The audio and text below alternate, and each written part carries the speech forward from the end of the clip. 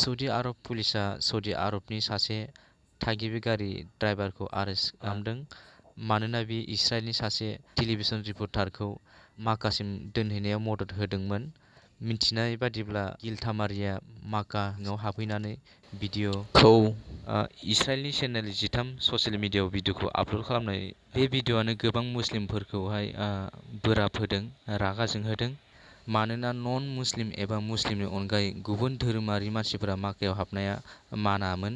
गिलटामारिनि बेबायदि मावनायखौ नुना गोबां मुस्लिमफोरा रागा जोंदों आरो बोराबनाय फोरमायदों। नेक्स्टआव दङ बिफायानो फिसाज्लाखौ 6 थुख्रा दानस'ना बस्थायाव सोना गारखुमाहैदों।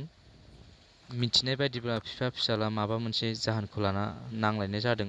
बे नांलायफुनाय समावनो बिफाया अन्थाइ थरसे लाना थैजासिम खर' देना बुथारदोंमोन। दायो मिथिनाय बायदिब्ला पुलिसआ बे दायनिगिरिखौ एबा जाय बुथारग्रा बेखौ पुलिसआ CCTV केमेरानि मददजोंहाय हमनो हाबाय।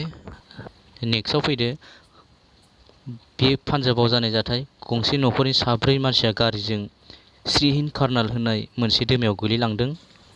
बे जाथाया जुन दाननि 1 खालार खालि जानाय जाथायमोन। बे गारियाव बिमा बिफा आरो फिसाला आरो फिसाजो दंमोन। फिसालानि बैसोआ 13 बोसोरनिमोन आरो फिसाजोनि बैसोआ 12 बोसोर बैसोनिमोन। मोनसे मन्दिराव फुजा होनो थांनायाव एबा दर्शन होनो थांनायाव बे जाथाया जादों होननानै मिथिनो मोन्दों।